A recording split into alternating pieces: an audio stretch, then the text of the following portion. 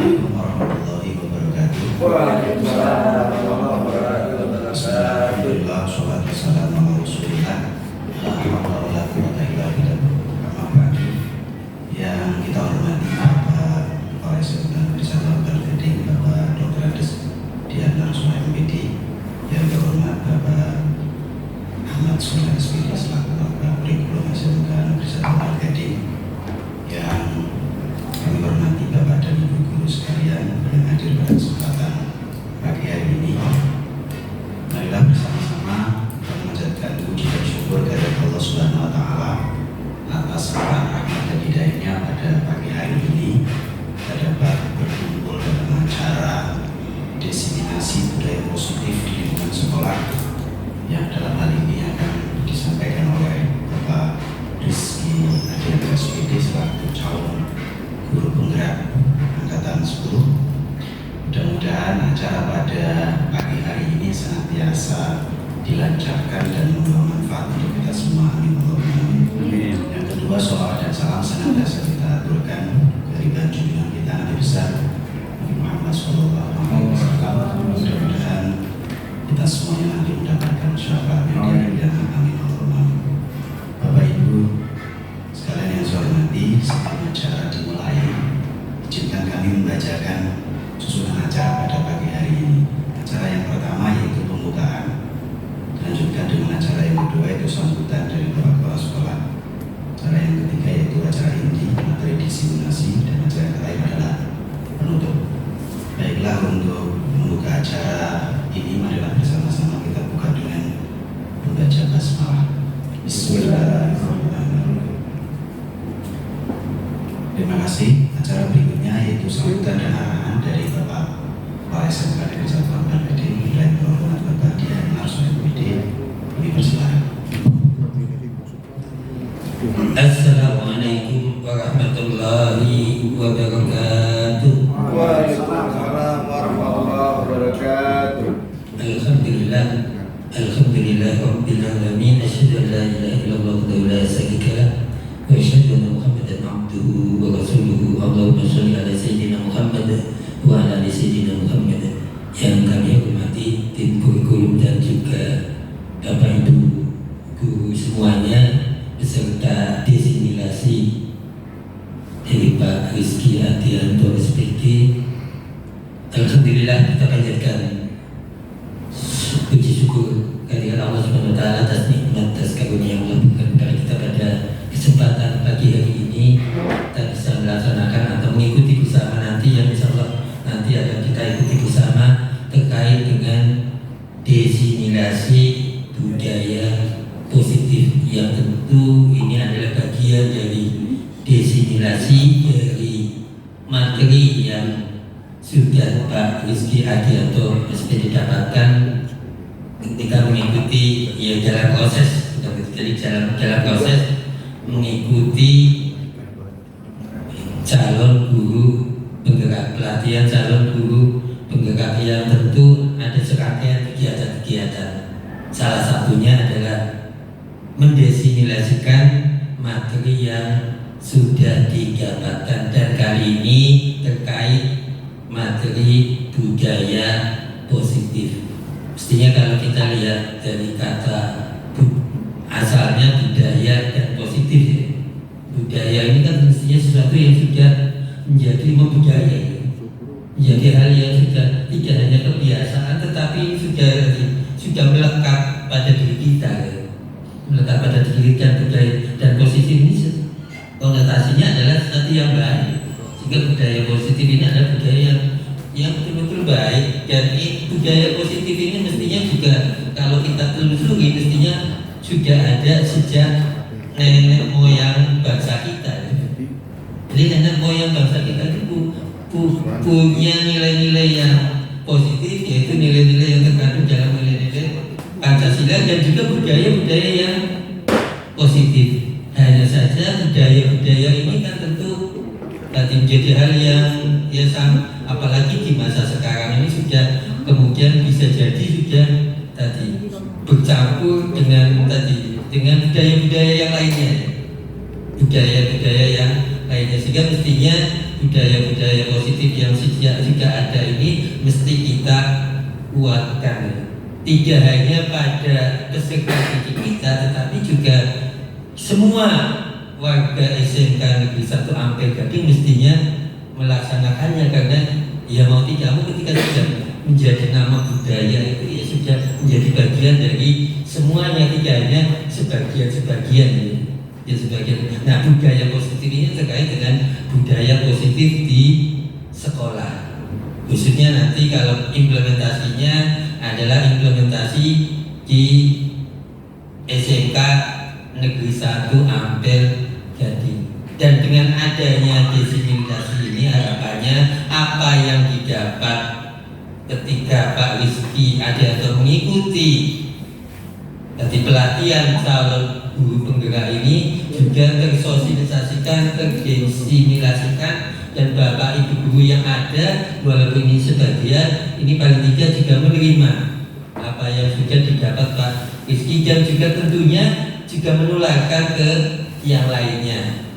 Ya paling tidak ketika Bapak Ibu guru nanti mengajar, mengimplementasikan dalam kegiatan pembelajarannya, sehingga harapannya budaya-budaya positif ini juga ya akan semakin kuat, semakin tumbuh, dan betul-betul akan menjadi budaya yang menjadi semakin kuat, menjadi semakin kuat yang ada di SMK Negeri 1 Ampel Gading. Terkait budaya positif seperti apa yang nanti tadi Pak Rizky Adianto terima di pelatihan calon guru penggerak, ini nanti lebih lanjutnya akan dijelaskan oleh Pak Rizky Adianto. Dan harapannya kegiatan ini menjadi kegiatan yang bernilai positif, menjadi amal baik kita semuanya, dan pada akhirnya mendatangkan keberkahan bagi semuanya. Dan kami mengucapkan terima kasih kepada semua Bapak Ibu guru yang hadir pada kesempatan kali ini. Mudah-mudahan kehadiran Bapak Ibu guru ini menjadi keberkahan juga bagi semuanya. Itu yang bisa kami sampaikan. Assalamualaikum warahmatullahi wabarakatuh. Disampaikan terima kasih kepada Bapak Kepala SMK Negeri 1 Ampel Gading yang berkenan memberikan arahan dan sambutannya. Masuk ke acara berikutnya, yaitu acara inti, yaitu materi diseminasi yang akan dibawakan oleh Bapak Rizky Adianto SPD selaku calon guru penggerak angkatan ke-10. Kepada yang terhormat Bapak Rizky Adianto dipersilakan. Bismillahirrahmanirrahim. Assalamualaikum warahmatullahi wabarakatuh. Yang terhormat Bapak Dr. Anastian Arso MID selaku Kepala SMK Negeri 1 Ampel Gading, pada Bapak Ahmad Soleh SPD selaku Wakil SMK Negeri 1 Ampel Gading, dan Bapak Ibu guru SMK Negeri 1 Ampel Gading yang saya hormati. Alhamdulillahirrahmanirrahim. Bersyukur kepada Allah Subhanahu wa Ta'ala yang telah melimpahkan rahmat hidayah dan inayahnya kepada kita semua, sehingga kita dapat berkumpul bersama dalam acara diseminasi budaya positif di lingkungan SMK Negeri 1 Ampel Gading. Salawat serta salam kita tujukan kepada Nabi Agung Nabi Muhammad SAW yang kita nantikan syafaatnya di hari yaumul qiyamah. Amin ya rabbal alamin. Mohon izin pada Pak Kiai dan Pak Soleh, saya ke depan kita. Setuju, bro. Oke, izinkan saya untuk mendiseminasikan mengenai apa yang sudah saya pelajari dari pendidikan guru penggerak, calon guru penggerak pada modul 1.4 diseminasi budaya positif di lingkungan sekolah. Jadi ini memang tugas saya itu harus diseminasikan kepada Bapak Ibu guru di lingkungan sekolah. Terima kasih atas waktu dan kehadirannya sehingga dapat hadir dalam acara pagi hari ini. Selamat datang para guru hebat. Mari belajar bersama, berkolaborasi, saling mendukung demi mewujudkan budaya positif di lingkungan sekolah kita tercinta SMK Negeri 1 Ampel Gading. Jadi kalau jargonnya dari guru penggerak itu tergerak, bergerak, dan menggerakkan. Gitu ya, tolong bareng ya. Guru penggerak, bergerak, bergerak, menggerakkan.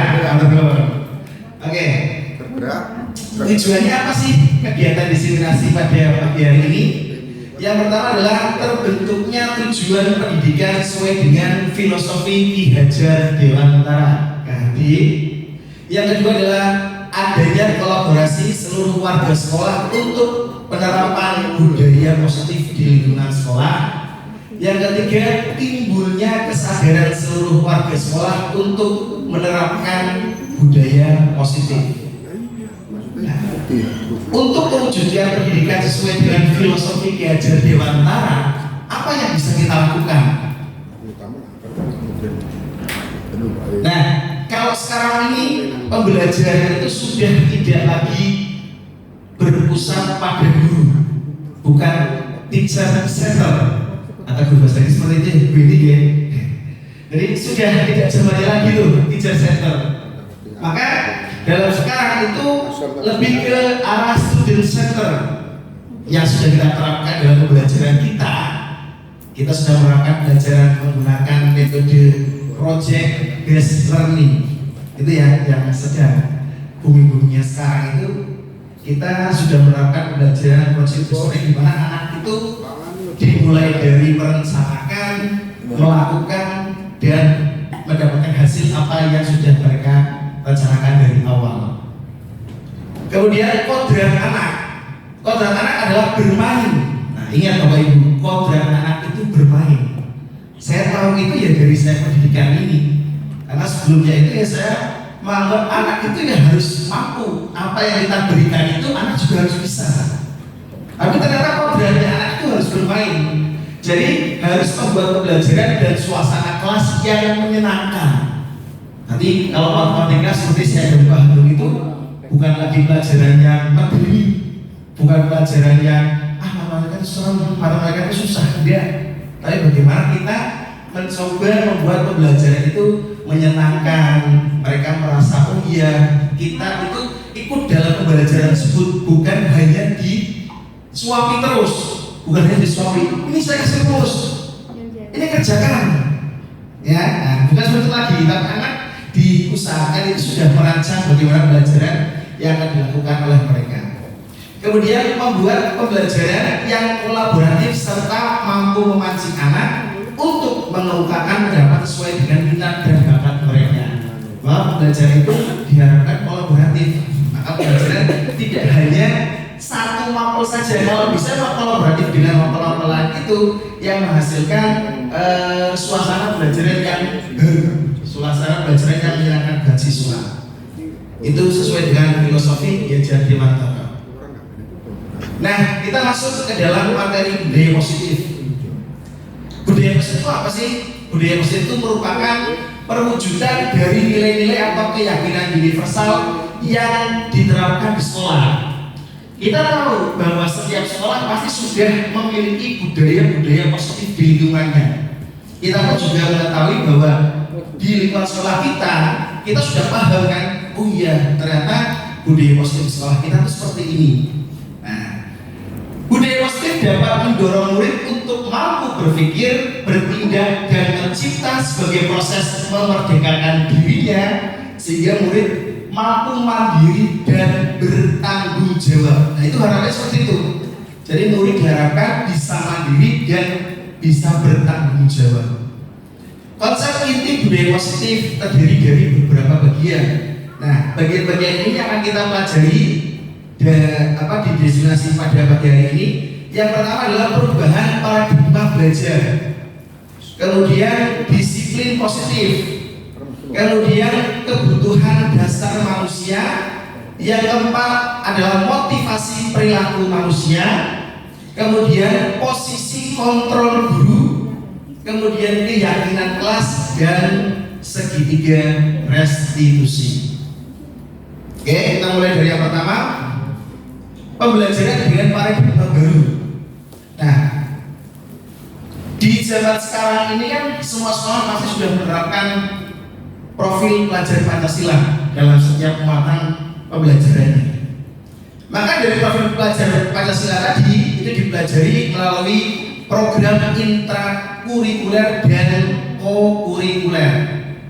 Pada program intrakurikuler itu pembelajaran terdiferensiasi. Capaian pembelajaran disederhanakan. Siswa memiliki cukup waktu untuk mendalami konsep dan menguatkan kompetensinya. Kemudian guru leluasa memilih perangkat ajar sesuai kebutuhan. Sedangkan pada program kurikuler itu ada lintas mata pelajaran berorientasi pada pengembangan karakter dan kompetensi umum, pembelajaran interdisipliner di luar kegiatan kelas, kemudian melibatkan masyarakat, muatan lokal dikembangkan sesuai dengan isu nasional dan global. Itu pembelajaran dengan paradigma baru. Kemudian disiplin positif. Apa itu disiplin positif? Pembiasaan hal yang baik, mencakup dari sikap, perilaku maupun tutur kata oleh seluruh warga sekolah. Di sini garis bawahi seluruh warga sekolah, bukan hanya siswa. Oke? Jadi kalau kita jadi guru kan, kalau saya menganggapnya siswa yang harus seperti itu, gurunya belum tentu. Nah, tapi yang kita harapkan di sini semua warga sekolah, terutama bagi murid agar dapat berkembang menjadi pribadi yang kritis, mandiri dan bertanggung jawab. Sebagai pendidik, tujuan kita adalah menciptakan peserta didik yang memiliki disiplin positif sehingga mereka berperilaku mengacu pada nilai-nilai kebajikan universal dan memiliki motivasi dalam diri menuju perubahan perilaku ke arah yang lebih baik. Nah, ini disiplin positif. Kata disiplin dalam budaya kita dimaknai sebagai kepatuhan.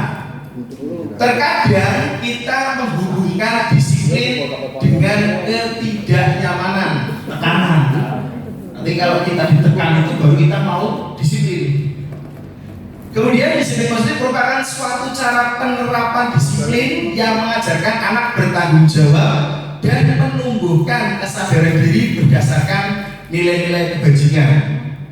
Yang ketiga, disiplin positif dapat membuat murid memahami dan menyadari berdasarkan motivasi internal, bukan akibat paksaan, ujian ataupun hukuman. Nah, jadi di sini siswa itu ya tidak karena sebuah hukuman maka dia menjadi positif, disiplin positif, bukan karena suatu hadiah atau ujian maupun paksaan, maka siswa dari dalam dirinya itu diharapkan bisa menerapkan disiplin positif dalam kehidupan di sekolah maupun di rumah. Nilai-nilai kebajikannya, nah di sini ya nilai-nilai kebajikan yang bisa panjenengan perhatikan di sini ada banyak sekali nih, dari mulai peduli, rajin, integritas, rasa hormat dan seterusnya. Apa itu nilai-nilai kebajikan? Nilai-nilai kebajikan adalah sifat-sifat positif manusia yang merupakan tujuan mulia yang ingin dicapai secara individu. Nilai-nilai tersebut bersifat universal secara umum, lintas bahasa dan suku, bangsa, agama maupun latar belakang. Itu adalah nilai-nilai dari kebajikan. Nah, nilai kebajikan dari profil pelajar Pancasila yang sudah kita ketahui dan sudah kita terapkan dalam beberapa dimensi ini, ya, ada beriman, bertakwa kepada Tuhan Yang Maha Esa dan berakhlak mulia, mandiri, bernalar kritis, kreatif, bergotong royong, berkebinekaan. Itulah nilai kebajikan yang tercantum di dalam profil pelajar Pancasila. Ini sudah kita terapkan ya dalam pembelajaran kita. Kemudian yang ketiga adalah kebutuhan dasar manusia. Kebutuhan dasar manusia merupakan sesuatu yang kita lakukan untuk mendapatkan apa yang kita inginkan. Seluruh tindakan yang kita lakukan memiliki tujuan, semua usaha terbaik yang kita lakukan agar kebutuhan dasar kita dapat terpenuhi dengan baik. Nah, ini kebutuhan dasar manusia. Ada kebutuhan bertahan hidup, yaitu seperti makanan, pakaian, tempat tinggal, keamanan, kesehatan. Kemudian kasih sayang dan rasa diterima, dipedulikan, berbagi, kerjasama, dan menjadi bagian dalam kelompok. Kemudian ada penguasaan, harga diri, keinginan untuk dianggap, memimpin, berprestasi, diakui, dan didengar. Kemudian ada kebebasan, mandiri, memiliki pilihan, mencoba hal baru, dan mampu mengendalikan arah dirinya. Daya tarik adalah kesenangan, bermain, humor, antusias, dan tertawa. Inilah 5 kebutuhan dasar manusia. Terutama makanan itu. Tertawa makanan. Itu pertanyaan hidup. Nah, dari hal-hal tadi ini ada hukuman, konsekuensi, dan restitusi. Bapak Ibu guru pasti pernah melakukan hal-hal ini. Dari ketiga hal ini, mana yang sering atau pernah panjenengan lakukan? Dari hukuman, konsekuensi, ataupun restitusi? Tiga-tiganya. Tiga-tiganya. Oke, baru. Asalnya sudah pernah melakukan semuanya? Semuanya, nggih. Rata-rata pasti semua sudah melakukan. Hukuman, ya. Tidak terlepas dari kita pasti melakukan hukuman kepada siswa. Secara tidak langsung itu kita pernah memberikan hukuman pada siswa. Kemudian konsekuensi juga kita pasti pernah melakukan. Misalnya ada siswa yang tidak mengerjakan tugas, maka kita berikan tugas lagi. Itu konsekuensinya. Kemudian ada restitusi. Nah, restitusi ini pengambilan hasil dari kesepakatan bersama. Kalau hukuman itu tidak terencana, tiba-tiba murid tidak tahu apa yang akan terjadi, bersifat satu arah, berupa hukuman fisik atau psikis. Contohnya misalnya siswa yang tidak menggunakan sepatu berwarna hitam maka harus berlari keliling lapangan 10 kali. Itu kan hukuman, ya. Terus kalau contoh dari konsekuensi seperti yang saya sampaikan, misalnya ada siswa tidak mengerjakan tugas, maka kita berikan konsekuensinya. Jika kamu tidak mengerjakan tugas, kamu harus mengerjakan tugas lebih banyak lagi. Kemudian kalau restitusi ini proses menciptakan kondisi bagi murid untuk memperbaiki kesalahan. Proses kolaboratif yang mengajarkan murid untuk mencari solusi sendiri. Jadi itu ditawarkan kepada siswa. Kira-kira apa sih yang kamu lakukan ketika kamu melakukan kesalahan seperti ini? Apa yang sebaiknya kamu lakukan? Nah, itu jadi penawaran. Di siswa akan memberikan solusinya sendiri. Kira-kira apa sih yang ditawarkan? Kita sebagai guru ya malamnya, oh itu yang akan lakukan. Bapak apresiasi dengan baik bahwa hal tersebut yang akan lakukan semoga bisa menjadi lebih baik lagi. Itulah restitusi. Nah di sini ada identitas gagal, ada identitas sukses. Kalau hukuman itu dikatakan sebagai identitas gagal. Dampak yang terjadi pada murid itu bisa murid menjadi marah, merasa bersalah, rendah diri, mengasingkan diri.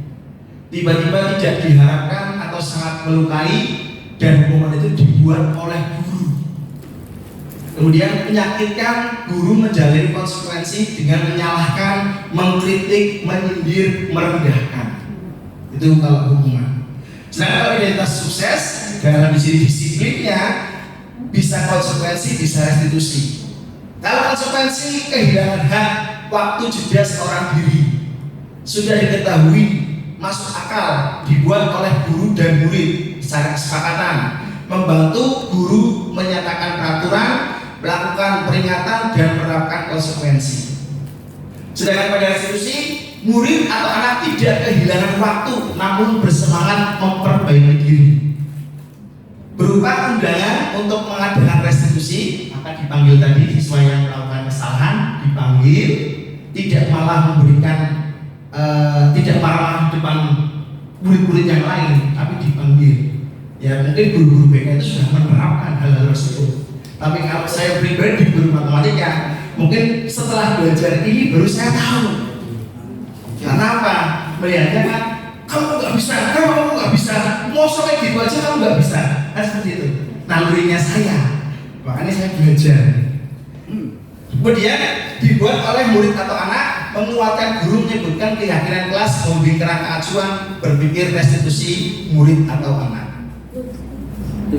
Nah, ini ada hukuman atau konsekuensi.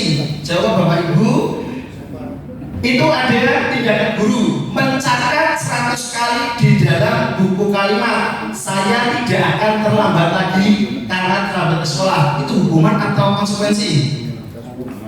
Hukuman. Coba nanti kita cek gambaran. Yang kedua, lari mengelilingi lapangan basket 2 kali karena terlambat hadir di sekolah. Hukuman. Yang ketiga, membersihkan coretan yang dibuatnya di meja tulis. Konsekuensi. Yang keempat, murid diminta untuk push up 15 kali karena tidak menggunakan masker ke sekolah. Konsekuensi. Ada hukuman? Hukuman. Coba kita cek bareng ya.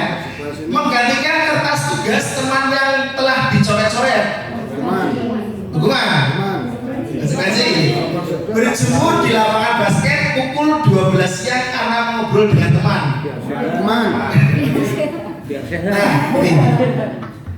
Nomor 1 itu hukuman. Ya. Kenapa nomor 1 hukuman? Karena pasti sudah ada aturan yang melekat. Ya.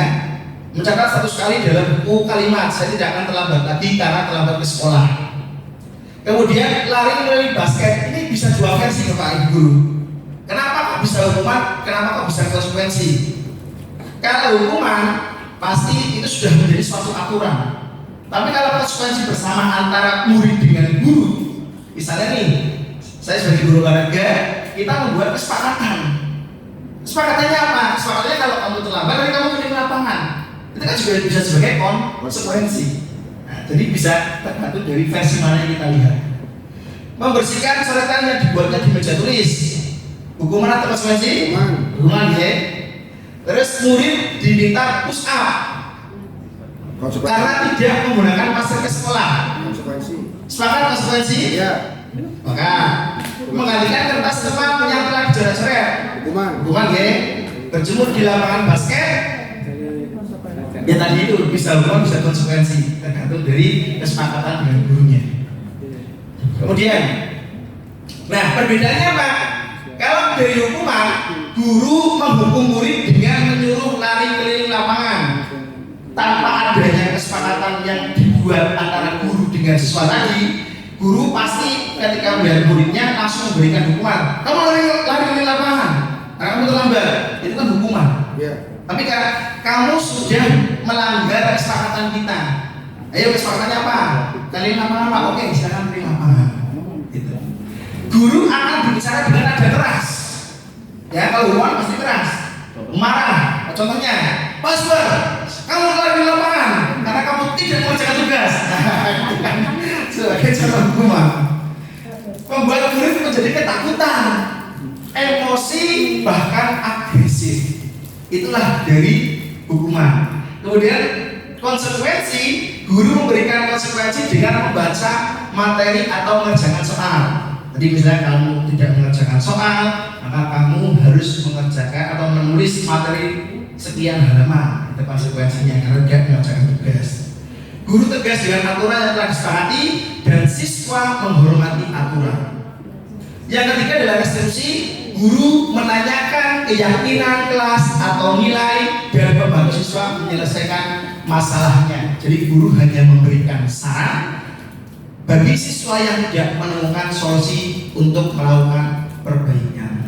Maka dengan caranya siswa dipanggil, ditanyakan dulu masalahnya, kenapa penyebabnya, dan bagaimana kamu mengatasi masalah tersebut. Itulah yang digunakan pada restitusi. Kemudian yang keempat adalah motivasi perilaku manusia. Ada motivasi eksternal untuk menghindari ketidaknyamanan atau hukuman. Jadi eksternal, kalau saya tidak melakukan ini, maka saya nanti kena hukuman dengan cara eksternal. Untuk mendapatkan imbalan, oh kalau saya nanti maju saya dapat hadiah nih dari bapak ibu guru. Nah, itu kan motivasi dari eksternal. Sedangkan kalau motivasi secara internal untuk menjadi orang yang mereka inginkan dan menghargai diri sendiri dengan nilai-nilai yang mereka percaya. Oh karena hal ini saya bisa seperti ini, saya akan bertanggung jawab, saya akan disiplin, saya akan patuh. Itu dari internalnya sendiri. Nah, Ini 5 posisi kontrol guru. Sekarang kita itu berada di posisi mana sih? Apakah kita sebagai penghukum? Apakah kita sebagai pembuat merasa bersalah? Apakah kita sebagai teman dengan siswa? Apakah kita sebagai pemantau atau sebagai manajer? Dari 5 posisi kontrol guru ini, Pak Zubair kira-kira panjenengan di posisi yang mana sih? Manajer. Kenapa kok panjenengan merasa bahwa jenengan posisi kontrolnya sudah sebagai manajer? Enggak. Ya, kalau saya kira-kira sebagai manajer, karena saya yang mengontrol, mengolah, terus yang memberikan tugas-tugas poin-poin kepada siswa. Jadi semua saya yang mengendalikan. Ya, kira-kira seperti itu. Terima kasih Mas Fer. Terima kasih Bos. Ini Mas Fer sudah sebagai manajer. Ada nggak di sini yang sebagai penghukum? Pernah, pasti pernah kan? Nah, jadi dari 5 ini paling kita sudah pernah merasakan semuanya. Ya, sebagai penghukum, pembuat merasa bersalah, sebagai teman, sebagai pemantau dan sebagai manajer. Kurang satu Pak sebenarnya itu Pak. Halo? Kurang satu. Kurang satu apa? Ngagum. Oke, sebagai contoh, Adi terlambat hadir di sekolah. Kalau sebagai penghukum, nada suara tinggi, bahasa tubuhnya, matanya melotot, jarinya menunjuk-nunjuk, terlambat lagi, pasti terlambat lagi, selalu datang terlambat, kapan bisa tepat waktu? Seperti itu kan kalau penghukum kan. Nah, tadi contohnya, Mas Nur, kenapa kamu terlambat? Terlambat lagi, sukanya datang terlambat. Itu kan dengan nada yang keras. Berarti emosi gurunya itu benar-benar dikeluarkan di situ, ya. Secara tidak sadar ataupun sadar kita nggak tahu itu. Nah, tidak tanyakan kepada diri Anda, bagaimana sih perasaan murid bila guru berbicara seperti itu pada saat muridnya datang terlambat? Kira-kira seperti apa responnya? Siswa pasti akan takut. Bisa jadi dia marah, tapi tidak mau mengungkapkan di depan guru. Pasti kan di belakangnya. Pak guru kok gak nyampe aku kayaknya wedi kan seperti itu ya. Merendah, bahkan bersifat agresif. Bisa jadi sesudah kembali duduk, murid akan mencoret-coret bukunya, pelampiasan. Guru ini galak, enggak gitu kan? Dia kok thank you. Guru ini galak. Guru ini digambar Pak. Guru ini galak gitu ya. Nah, Bahasanya kok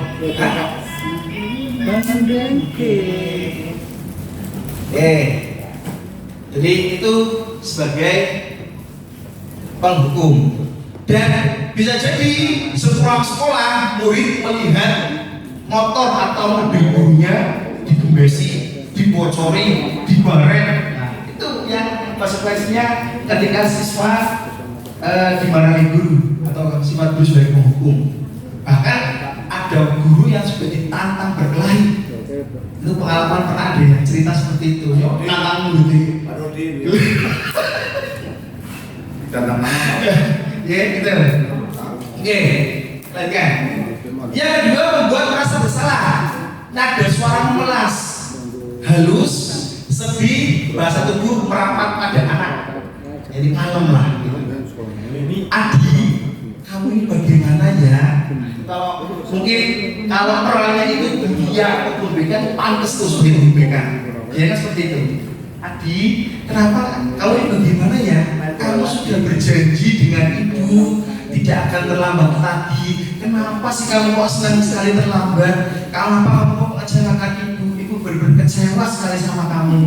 Jawabannya ada. Membuat merasa bersalah. Bagaimana perasaan murid benar-benar seperti ini?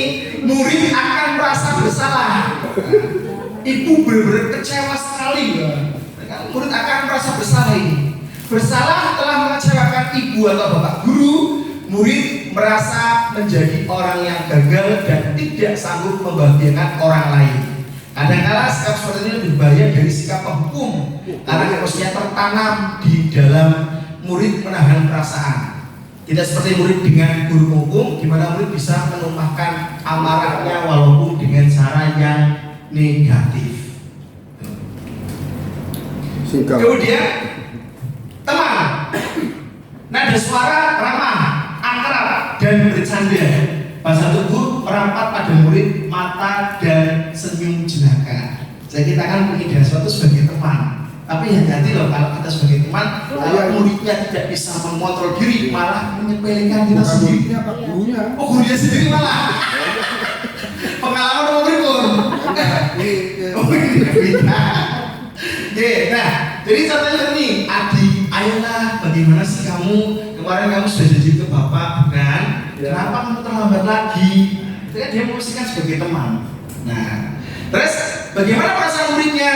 Murid akan merasa senang dan akrab dengan guru. Bismillah, wong pamu kan saking nyong iya be, api karo nyong, CS karo nyong. Nah, seperti itu. Ini termasuk dampak yang positif. Hanya saja di sisi negatif murid menjadi tergantung pada guru tersebut. Bila ada masalah, dia merasa bisa mengandalkan guru tersebut untuk membantunya. Akibat lain dari posisi teman, Adi hanya akan berbuat sesuatu bila yang menyuruh hanya guru tersebut. Karena sih memang guru kui, sih kayak kacanya guru itu, gitu lah. Dan belum tentu berlaku sama dengan guru atau orang lain. Kemudian pemantau, nada suara datar, bahasa tubuh yang formal. Adi, tahukah kamu jam berapa kita memulai? Tahu Pak, kamu terlambat 15 menit. Apa kamu sudah mengerti konsekuensi yang harus dilakukan bila kamu terlambat? Paham Pak, saya harus tinggal kelas pada jam istirahat nanti dan mengerjakan tugas ketertinggalan saya. Ya, benar. Nanti pada saat jam istirahat, kamu harus tinggal di kelas untuk menyelesaikan tugas yang tertinggal tadi. Saya tunggu. Nah, bagaimana perasaan muridnya? Murid akan memahami konsekuensi yang dijalankan karena telah melanggar peraturan sekolah. Guru tidak menunjukkan suatu emosi yang berlebihan, menjadi marah atau membuat rasa bersalah. Murid tetap dibuat tidak nyaman, yaitu dengan harus tinggal kelas pada waktu jam istirahat dan mengerjakan tugas. Dan guru harus memantau murid pada saat mengerjakan tugas di jam istirahat, karena murid tidak bisa ditinggalkan seorang diri. Itu sebagai pemantau. Kemudian sebagai manajer, nada suara tulus, bahasa tubuh tidak kaku, mendekat pada murid.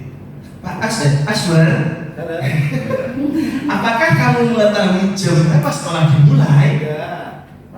Tahu Pak, jam 7. Ya, jadi kamu terlambat. Kira-kira bagaimana kamu akan memperbaiki masalah ini biar kamu nggak terlambat lagi? Saya bisa menanyakan pada teman Pak untuk mengejar tugas yang tertinggal agar tidak terlambat berangkat sekolah. Baik, itu bisa dilakukan. Apakah besok akan ada masalah untuk kamu agar bisa di tempat waktu sekolah? Tidak Pak, saya tidak bisa di tempat waktu. Nah, di sini kan diusahakan murid itu akan memperbaiki dirinya agar bisa tidak terlambat. Itu sebagai manajer. Pada posisi manajer, suara guru sebaiknya tulus. Tidak perlu marah, tidak perlu meninggikan suara, apalagi menunjuk-nunjuk jari ke murid. Berkacak pinggang, bersikap seolah-olah menyesal, tampak sedih akan perbuatan murid, ataupun bersedia gurau menempatkan diri sebagai teman dengan murid. Fokus pada murid untuk membahagiakan guru atau orang tua murid. Sudah mengetahui adanya suatu masalah dan sesuatu yang perlu terjadi. Bila guru mengambil posisi pemantau, guru akan melihat konsekuensinya apa peraturannya. Namun pada posisi manajer, guru akan mengembalikan tanggung jawab pada murid untuk mencari jalan keluar permasalahannya, tentu dengan bimbingan guru. Karena kan diberikan pada siswa, apa sih yang kamu lakukan nanti? Oh, apa lakukan ini? Oke, Bapak hargai usaha kamu untuk memperbaiki kesalahan kamu. Semoga apa yang kamu lakukan nanti kamu bisa berbuat lebih baik lagi, atau kamu tidak terlambat lagi. Kan seperti itu. Buat begitu kuliah diberikan seperti itu, betul? Oke. Nah, contoh lain penerapan 5 sisi kontrol guru. Murid tidak mengerjakan tugas yang diberikan guru. Penghukum berdiri dengan sebelah kaki di depan kelas. Kamu tidak mengerjakan tugas, kamu berdiri di depan kelas, berdiri satu kaki. Nah, itu kan pernah kan?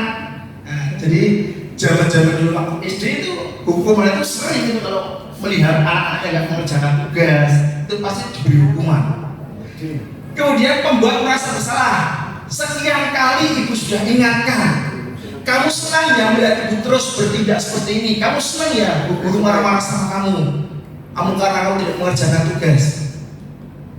Kalau sebagai teman, ayo dong kamu kerjakan tugasnya. Nanti kalau sudah selesai, baru kita nanti memulai permainan dan pelajaran ini. Kalau sebagai pemantau, kamu sudah melakukan kesalahan dan sudah mengambil konsekuensinya. Sekarang selesaikan dan segera kumpulkan. Kalau sebagai manajer, apakah kamu tahu kesalahan kamu itu apa? Apa yang kamu langgar dan apa yang akan kamu lakukan untuk menyelesaikannya? Nah, itulah penerapan dari manajer ini nanti diterapkan dalam penerapan segitiga restitusi. Oke. Posisi kontrol apakah? Nah, ini Bapak Ibu Guru, tolong dijawab. Saya kecewa sekali dengan itu. Posisi kontrol sebagai apa? Membuat rasa bersalah. Coba kita cek. Oke, membuat rasa bersalah. Saya suka itu. Kemudian posisi kontrol apakah aku? Kamu tidak pernah benar melakukannya. Sekarang keliling lapangan 3 kali. Menghukum. Oke, menghukum. Kemudian posisi kontrol apakah aku? Kira-kira bagaimana kamu akan memperbaiki masalah ini? Manajer. Beli kaos. Oke, manajer. Dapat piring pecah. Posisi kontrol apakah aku? Ayolah lakukan demi Bapak. Friend. Oke, teman. Posisi kontrol apakah aku? Kamu terlambat 15 menit. Apakah kamu sudah mengerti konsekuensi yang dilakukan bila terlambat? Apa ini? Mantap. Gelas gitu.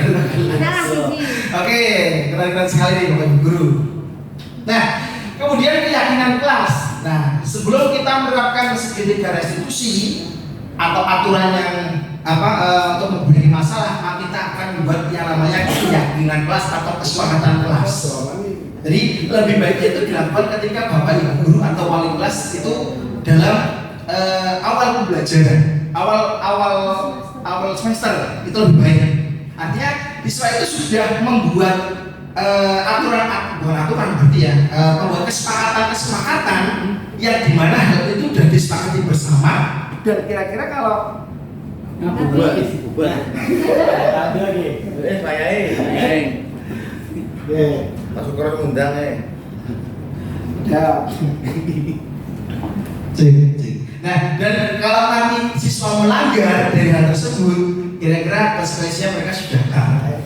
Nah, keyakinan kelas ini apa? Keyakinan kelas merupakan kesepakatan kelas yang diyakini bersama guru dan murid dengan harapan dapat meningkatkan kedisiplinan murid. Keyakinan kelas berupa pernyataan universal dibuat dalam bentuk positif dan bersifat abstrak. Keyakinan kelas hendaknya tidak terlalu banyak sehingga mudah diingat dan dipahami. Semua warga kelas ikut berkontribusi dalam pembuatan keyakinan kelas lewat kegiatan mengutarakan pendapatnya. Ini harus saya tayangkan videonya ini sekedar seperti. Saya kemarin sudah membuat keyakinan kelas dengan kelas 10 TKL. Saya kira itu coba tunggu. Assalamualaikum warahmatullahi wabarakatuh. Waalaikumsalam warahmatullahi wabarakatuh. Anak-anak kelas 10 TKL, bagaimana kabarnya hari ini? Baik. Sehat semuanya ya? Sehat semua. Oke. Pada pertemuan pada pagi hari ini, Pak Rizky ingin membuat keyakinan kelas. Jadi sebelum Pak Rizky memulai pelajaran kita pada awal pembelajaran semester ini, Pak Rizky akan membuat keyakinan kelas agar kelas kita mempunyai tata cara dan kesepakatan yang dapat kita sepakati bersama. Apa sih itu keyakinan kelas? Keyakinan kelas itu adalah pernyataan-pernyataan positif, ya, pernyataan-pernyataan positif yang menjadikan kalian itu dapat mematuhi dari apa yang sudah kita kita tetap bersama. Itu namanya keyakinan kelas. Jadi keyakinan kelas itu adalah berbeda dengan aturan. Kalau aturan itu ya berarti dia bersifat memaksa. Tanpa kalian tahu prosesnya bagaimana membuat aturan, kalian harus melaksanakan aturan tersebut. Jadi ya, misalnya kalian memakai helm sepeda motor, itu kan aturan. Kalian tidak diajak rembukan buat aturan itu kan? Langsung saja ketika kalian pakai motor, otomatis harus pakai helm, itu aturan. Tapi kalau kesepakatan kelas atau keyakinan kelas, kita buat bersama-sama agar apa yang kita buat itu dapat kita laksanakan bersama, dapat kita jalankan bersama, dan kamu bisa mengetahui konsekuensinya apa jika kalian melanggar mengenai kesepakatan atau keyakinan kelas yang sudah dilakukan bersama. Bisa dipahami? Jelas ya?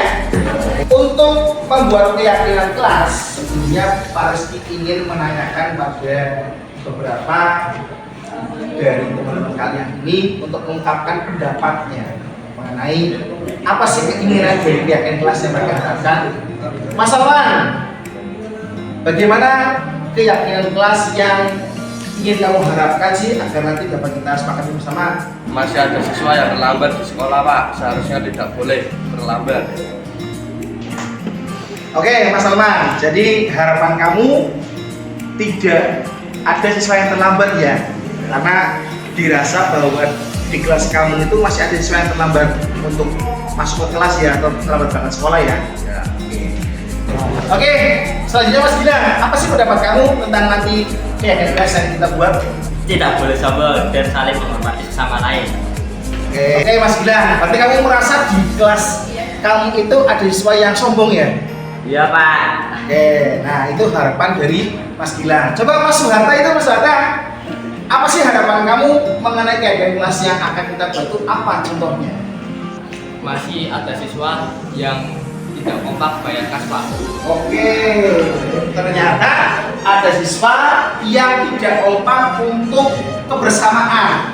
Dalam hal ini berarti membayar kas. Entah siapa itu siswanya, berarti dia tidak merasa saling untuk kompak. Dia tidak menghargai teman-teman yang lain yang sudah membayar kas. Begitu ya? Oke, terakhir Mbak Ayu, apa pendapat kamu coba tentang keyakinan kelas kita buat? Apa sih perasaan kamu di kelas ini yang harusnya nanti kita buat sebagai peraturan keyakinan kelas? Banyak siswa itu yang saling menyalahkan. Oh iya, ternyata masih ada siswa dan siswi yang masih mencontek. Padahal itu kan sudah jelas bahwa di aturan sekolah itu juga tidak boleh mencontek. Harapannya jangan sampai ada siswa dan siswi kelas ini itu yang mencontek saat pulang. Gitu ya? Oke, nah itulah harapan-harapan dari keyakinan kelas dari teman-teman kalian. Nah, nanti semua dari kalian itu membuat keyakinan ataupun kesepakatan kelas, di mana nanti kalian menuliskan di sini, ya, ini namanya sticky note. Sudah pernah menggunakan? Sudah. Jadi ya itu lagi ya, nggak bingung ya. Itu siapa Pak? Tempelan nama Pak. Nanti, jadi kalian nanti saya berikan satu-satu untuk menuliskan di sticky note ini, kemudian nanti harapan dari keyakinan kelas kalian untuk apa? Nanti ditempel di sini, ya, ditempel di sini. Kemudian nanti baru kita akan simpulkan bersama dari hasil keyakinan kelas yang sudah kalian buat. Nanti kita jadikan satu di sini. Karena kalian keyakinan yang sama, nanti kita sepakati bersama apa yang jadi keyakinan kelas dari kelas 10 TKN. Begitu ya, bisa dipahami ya? Oke, anak-anak, nanti Pak Rizky bagikan ya dari sticky note ini. Silakan nanti kalian buat keyakinan kelas yang kalian dapat. Gitu ya.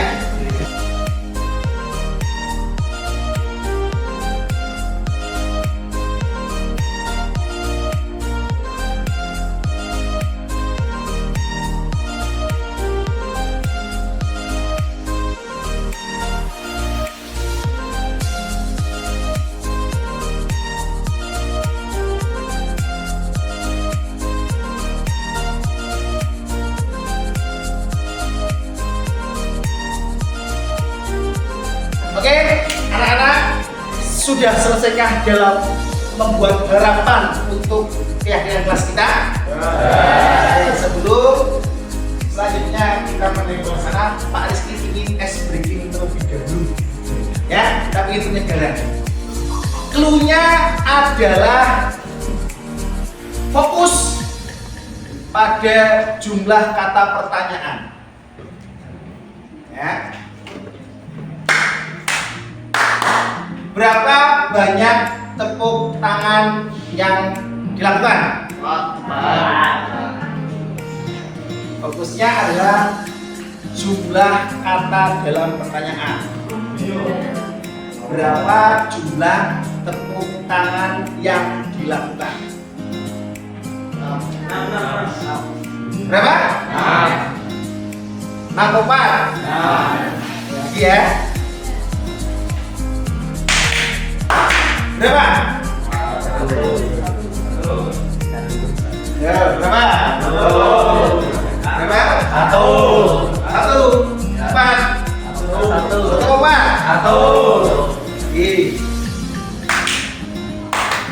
Berapa banyak? 2. Jadi paham ya? Apa punya? Fokus pada jumlah kata dalam pertanyaan. Jadi udah jelas kalau kalian tuh tahu, oh iya berapa sih jumlah kata dalam pertanyaan. Meskipun harus bentuknya sebanyak mungkin. Kalau harus kayak bilang berapa banyak tepuk tangan, berarti berapa? Berapa banyak tepuk tangan, berarti berapa? Coba meskipun aja berapa banyak? 2. Nah, jadi kalau kita nggak fokus bisa pikirnya harus ini tepuk tangan berapa kali sih? Kan gitu kan? Ternyata ada clue-nya adalah berapa jumlah kata dalam pertanyaan. Bisa dipahami semua? Nah, oke. Berarti kalian fresh untuk SPG-nya agak banyak. Nah, kemudian silakan kalian di sini menempelkan harapan kami atau harapan kalian untuk kita sepakati menjadi kesepakatan atau keyakinan kelas di sini. Gitu ya. Anak-anakku, sekarang setelah kalian sudah menuliskan bisnis itu, harapan-harapan kelas kalian nanti itu seperti apa, silakan masing-masing urut ya dari sini untuk maju menempelkan. Urut tidak boleh berburu ya. Silakan coba.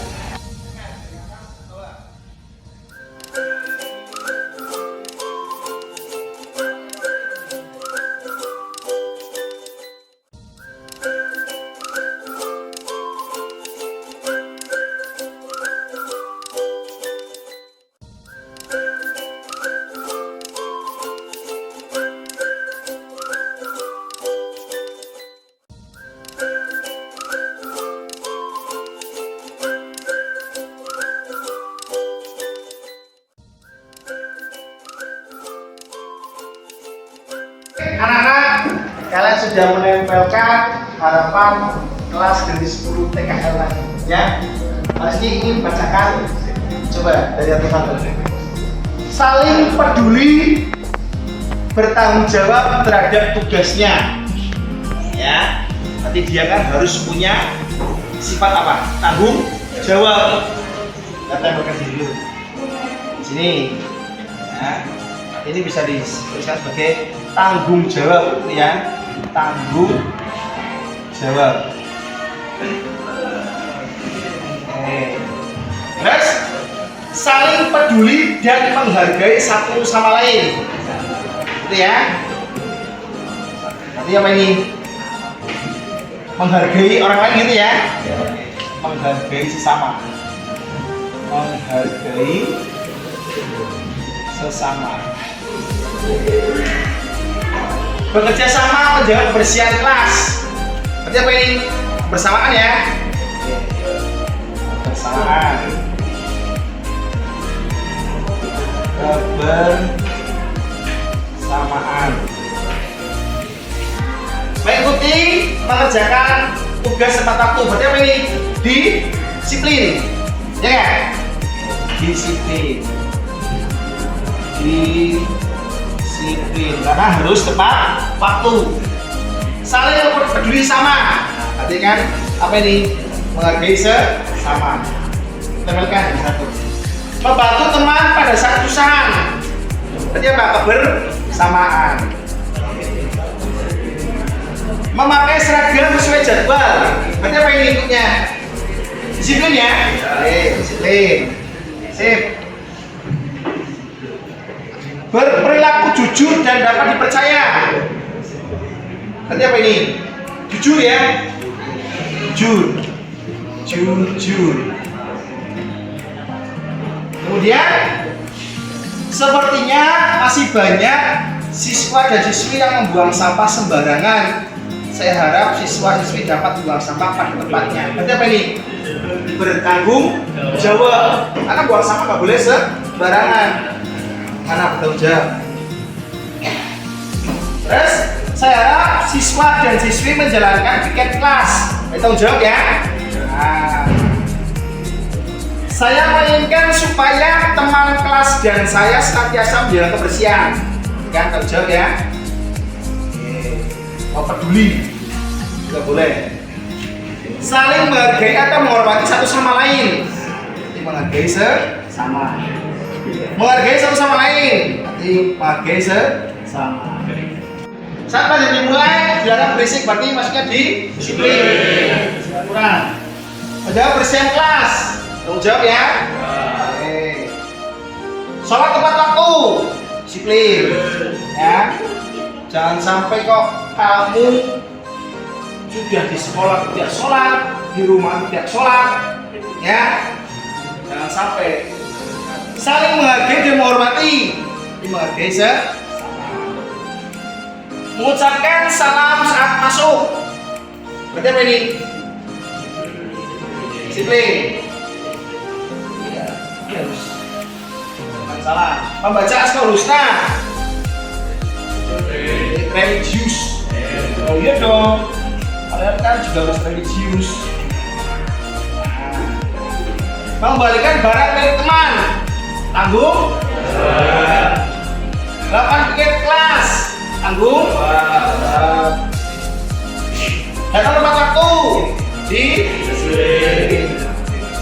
Pulpen yang di atas meja. Matematika 9. Berarti jujur. Jangan diambil pulpen temennya. Menjalani piket kelas. Tanggung jawab. Masih banyak siswa yang tidak mengerjakan tugas. Tanggung jawab. Memakai seragam lengkap. Di. Mengikuti upacara bendera tepat waktu. Membuang sampah di laci. Tanggung jawab. Jangan buang sampah di laci dong. Selalu menjaga kebersihan kelas. Tanggung jawab. Sekarang kita jawab nih. Jangan membuang sampah bekas jajan di laci. Bahwa habis makan dibuang. Jangan langsung ke laci. Bersama dengan baik. Bersama. Selalu menggunakan atribut sekolah dengan lengkap. Berarti apa lagi? Oke. Yang sudah kita tuliskan bersama di sini sudah kita kelompokkan, maka kita akan rekap. Ya, Mbak Lulu tolong dibantu ya untuk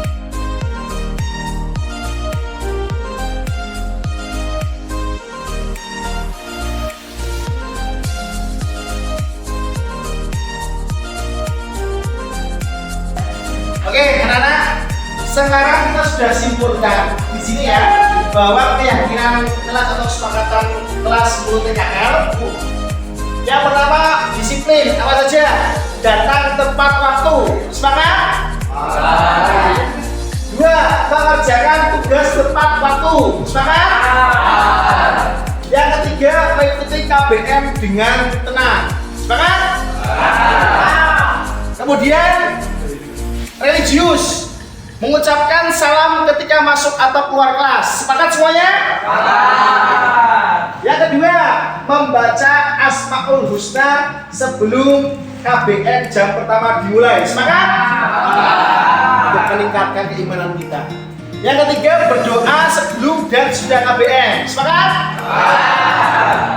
Kemudian pada peduli lingkungan, yang pertama melakukan piket kebersihan sesuai jadwal. Sepakat?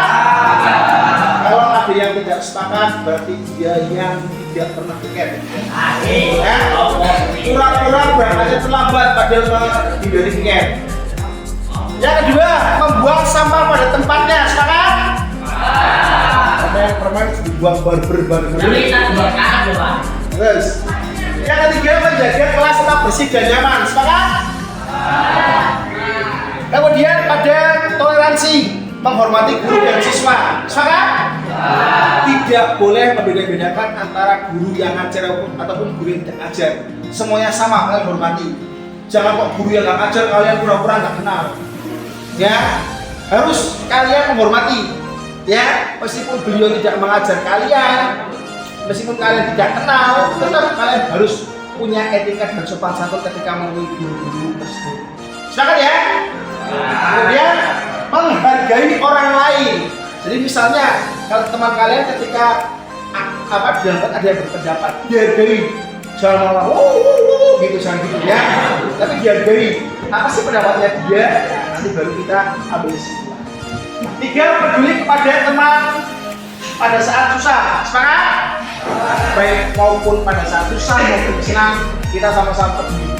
Jangan kok kalian pada saat teman senang, kalian malah nggak senang. Kok senang kok nyoba? Jadi jangan merasa iri hati. Nggak boleh iri hati. Gitu ya. Bisa dipahami semua? Bisa kita sepakati semua kesepakatan kelas ini? Semoga apa yang kita sepakati ini dapat kalian jalankan sesuai dengan keyakinan kelas atau kesepakatan kelas. Artinya kalau kalian melanggar, berarti kalian harus tahu konsekuensinya. Bisa dipahami? Kita hitung hasil keyakinan kesepakatan kelas 10 TKL.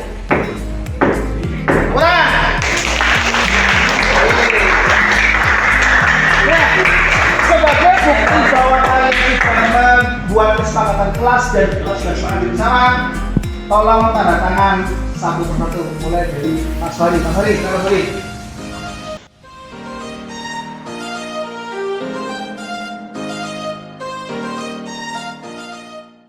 Sudah tanda tangan semuanya, sudah kita sepakati bersama. Semoga apa yang sudah kita buat bisa kita jalankan dengan ikhlas, dengan lapang dada, dan dengan semangat dari kita semua. Ya, oke, itu pembuatan keyakinan kelas atau kesepakatan kelas dari kelas 10 TKL. Kurang lebihnya Pak Rizky mohon maaf jika ada kesalahan, bahwa kita bisa menyepakati dan menjalankan apa yang sudah kita sepakati bersama. Gitu ya. Pak Rizky akhiri, terima kasih. Assalamualaikum warahmatullahi wabarakatuh. Waalaikumsalam warahmatullahi wabarakatuh.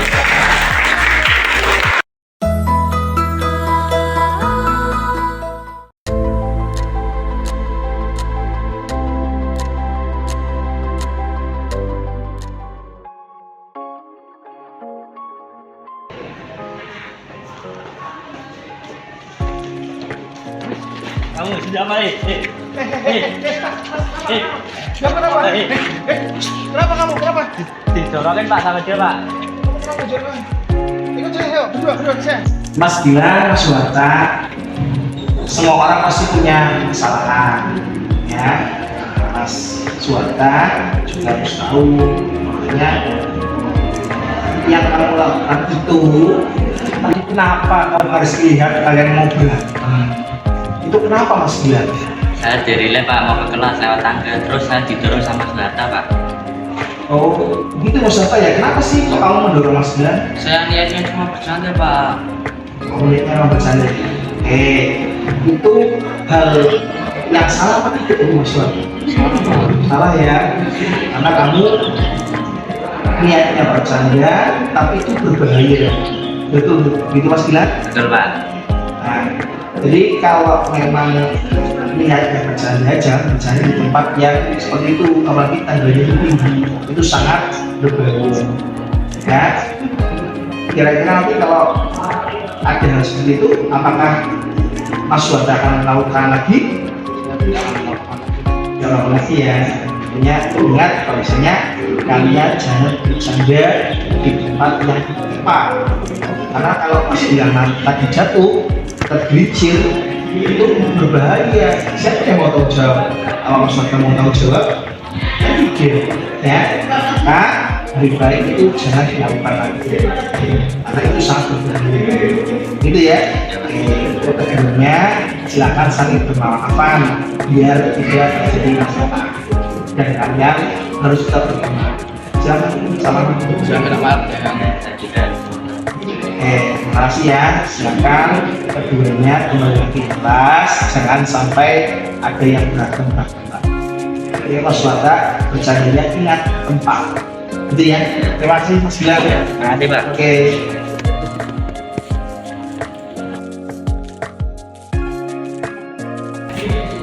Assalamualaikum Pak. Silakan Mbak Aura. Kamu tahu kenapa kamu saya panggil di sini? Ya tahu Pak, saya hari ini terlambat berangkat. Kamu hari ini terlambat berangkat. Kita tahu bahwa semua orang pasti punya kesalahan. Pasti juga kan orang itu jangan sampai terlambat lagi. Pak Rizky ingin tahu dong, apa sih alasan kamu kok sampai terlambat berangkat? Dan Pak Rizky lihat kok sepertinya dalam seminggu ini kamu hampir sering berangkat terlambat, itu kenapa? Iya Pak, saya asik menonton TV sampai lupa waktu berangkat. Jadi kamu setelah kamu sudah siap untuk berangkat ke sekolah, kamu malah asik nonton TV ya? Iya Pak. Kira-kira orang nanti apa sih yang akan dilakukan biar tidak terlambat? Saya akan melakukan bangun lebih awal. Terus juga saya usahakan tidak menonton TV sebelum berangkat sekolah. Kan itu kan nanti kamu lebih fokus ya. Iya. Misalnya kalau mau berangkat ya bersiap-siap, nggak perlu nonton TV. Karena nanti kalau kamu nonton TV, kamu akan lalai dalam waktu sehingga kamu nanti bisa terlambat. Pak Rizky hargai usaha kamu dan Pak Rizky harapkan dengan usaha yang dilakukan nanti tidak terlambat. Begitu Mbak Aura ya. Iya, Pak. Terima kasih ya. Iya. Oke, silakan kembali Terima kelas kasih, Pak. ya.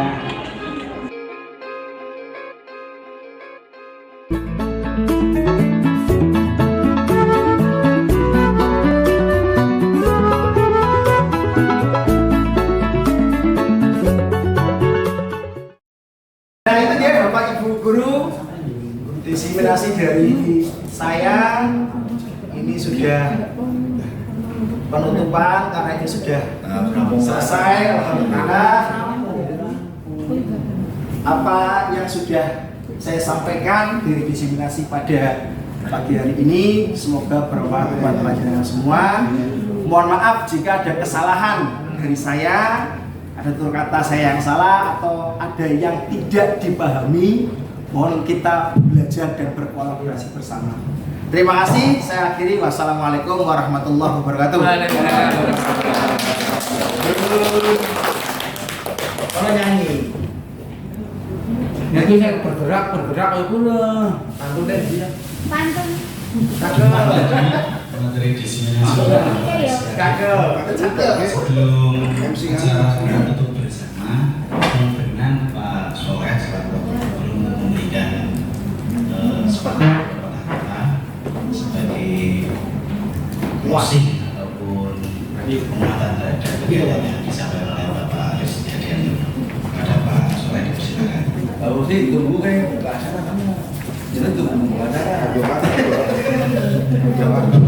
Oke, terima kasih. Assalamualaikum warahmatullahi wabarakatuh. Waalaikumsalam warahmatullahi wabarakatuh. Ya, saya hormati Bapak Ibu guru peserta diseminasi dan yang saya hormati Pak Rizky Adianto SPD CGP angkatan 10 Pak. Ucapkan selamat dan tidak melaksanakan satu sesi kegiatan yang jadi PR ya Pak ya. Jadi salah satu bagian dari kegiatan berbulan. Terima kasih, dan hari ini Pak Rizky sudah menularkan budaya positif ya. Saya hanya pesan 3 hal Pak. Jadi ketika Bapak Ibu terjalin berguna tiga hal yang harus kita ingat. Yang pertama adalah Bapak Ibu itu orang yang terpilih, ya, orang yang terpilih menjadi salah satu peserta yang untuk mendapatkan proses pelatihan, maka ilmunya yang pertama harus dibagikan. Artinya dibagikan itu supaya ada hal positif yang menular. Yang pertama, yang kedua harus bisa menjadi teladan, Pak. Ya jangan sampai nanti penjenengan sibuk dikelar kesana kemari tapi tidak bisa menjadi teladan. Dan yang terakhir adalah betul-betul bisa menjadi penggerak, Pak. Jangan sampai sudah lulus guru penggerak tapi menjadi guru yang tidak bergerak, ya. Sehingga fenomena ini menjadi, kenapa? Sekarang itu Pak Nadiem itu membuat eksklusif, Pak, dengan munculnya guru penggerak. Makanya sekarang di YouTube sudah banyak protes-protes tentang guru penggerak gitu. Kalau saya orang yang tidak ngurusin itu, Pak. Jadi apapun positif ya, tinggal kita mau menempatkan diri di mana. Tetapi yang terjadi bahwa guru penggerak itu seleksinya cukup panjang ya. Dari mulai isi esai sampai macam-macam. Dan yang nanti yang lebih berat lagi adalah ketika jenengan diklat selama kurang lebih 7-9 bulan itu ya, prosesi ini ketika nanti di sekolah tidak bisa memberikan warna, apalagi ditambah budak warnanya, itu akan jadi masalah tersendiri. Nah, saya kemarin juga sempat ngomong dengan Pak Chandra, Sekjen Chandra yang sudah lulus. Kalau yang sudah lulus saja nggak bisa menggerakkan, percuma negara itu mendiklat berhari-hari. Gerakan yang paling dekat, Pak, jenengan orang matematik, gerakan teman-teman matematik supaya matematik menjadi unggulan. Tadi saya berdiskusi dengan Pak Asmoni, Pak, tentang bahasa Inggris. Saya adalah di rapat dinas itu orang paling aneh, ya, wakil paling aneh. Karena saya sering melontarkan idealisme. Karena sekolah ini kalau nggak ada yang memiliki idealisme, bubar, gading itu jadi cakap 5 awalnya itu nggak bisa diberikan di tahun ke-20 ini, Pak. Terusnya tahun ke-20 ini ada yang mendapatkan cakap 5 awal gitu. Ya, jadi Hanum itu nanti dapat cakap 5 awal. Amin. Mau dapat seragam aja bingung sampai gitu. Jadi itu ya Pak Rizky, saya support sekali, saya ucapkan selamat. Dan teman-teman yang belum ikut seleksi silahkan ikut seleksi. Kalau saya sudah 4 kali Pak ikut seleksi, tapi nggak lulus. Mungkin saya tidak reaksi. Jadi itu 3 hal, mulai dari ilmunya dibagikan, harus bisa betul-betul menjadi teladan. Yang ketiga betul-betul bisa menggerakkan, sehingga nanti penjenengan menjadi orang yang bermanfaat. Ya. Karena ilmu di guru penggerak itu luar biasa. Jangan sampai programnya disalahin, programnya baik, kalau saya katakan semua program itu baik. Yang nggak baik kadang-kadang setelah dikelar nggak ada dampaknya buat lembaga. Ya. Makanya terima kasih, hari ini sudah luar biasa, teman-teman ini sudah mewakili perwakilan. Kemarin beliau izin ke saya, selaku bidang kurikulum saya izinkan, dan hari ini alhamdulillah sudah terlaksana. Saya pesen budaya positif yang tadi segitiga restitusi itu, karena saya juga walaupun tidak ikut guru penggerak, Pak, saya dikelar PKP kurikulum merdeka itu sampai bosen, Pak. Jadi isinya kayak gitu. Jadi cuma untuk mengajak orang, saya ngajak teman-teman guru SMK Gading untuk bisa merefleksi dirinya, lalu bisa memerankan sebagai manajer, menjadi teman untuk anak-anak didiknya, itu juga tidak ringan, Pak. Ya, di sana sini. Resikonya kadang saya ingin membangun iklim positif pun tidak semuanya itu sepakat. Tapi jangan pernah berhenti kita menanamkan kebaikan, mengajak baik, karena kebaikan yang kita lakukan bukan pada berapa orang yang itu, Pak, tapi bagaimana dampak nanti jangka panjang. Kira gitu. Terima kasih dan semoga menjadi jalan untuk ke depan semakin baik. Sukses untuk Pak Rizky dan teman-teman yang berproses pada seleksi. Semoga nanti bisa lolos, yang belum, yang masih belum tetap semangat ya, Pak Aswar dan teman-teman. Kalau Pak Ananto, saya kan nanti Pak Ananto siapa tahu lolos tahun ini. Amin. Nanti guru penggerak tahun depan mungkin barangkali tambah, Pak. Guru penggerak bergerak-gerak. Terima kasih dari saya ini. Mohon maaf jika ada yang salah saya. Assalamualaikum warahmatullahi wabarakatuh. Saya berikan ke Pak. Minimal menggerakkan teman yang lapar. Pak Yai. Disampaikan terima kasih kepada Pak Ahmad Soleh yang memberikan harus feeling masukannya. Bapak Ibu sekalian, saya itu akhir dari kegiatan diskusi pada pagi hari ini. Kami atas nama pembacaan mengucapkan terima kasih. kasih Bergerak urusan doa. dukungan dan supportnya. Marilah bersama-sama kita akhiri acara pada hari ini dengan bersama-sama mengucapkan alhamdulillah. Alhamdulillah. Terima kasih. Kami akhiri